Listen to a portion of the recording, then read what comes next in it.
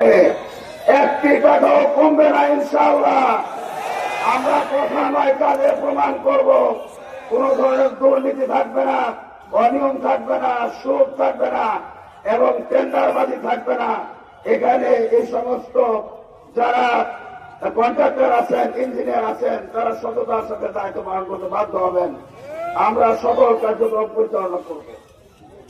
আমি এই কথা বলে আপনাদের সামনে আমার শেষ কথা বলতে চাই, আমরা শান্তিপূর্ণ পরিবেশে এই নির্বাচনটি দেখতে চাই। আপনারা আপনাদের দায়িত্ব পালন করুন। বাংলাদেশের জোয়ার সৃষ্টি হয়েছে, ইসলামী জনতার যে জোয়ার, দাঁড়িপাল্লা প্রতীকের পক্ষে যে জোয়ার, ইনশাআল্লাহ সেই জোয়ারে আমরা শেখবর সামনে থাকবো। কথা ঠিক কিনা বলে? আমরা অগ্রবর্তী ভূমিকা পালন করব।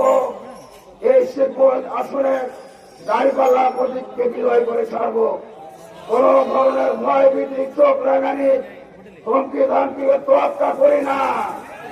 আমরা মানুষকে ভয় করি না, আমরা তারাকে ভয় করি, আল্লাহর উপর তাওয়াক্কুল করি। আগামী 12 তারিখের নির্বাচনে আমরা দাঁড়িপাল্লার প্রতীককে বিজয়ী করার জন্য আমরা সর্বশক্তি দিয়ে আল্লাহর উপর তাওয়াক্কুল করে নামবো ইনশাআল্লাহ।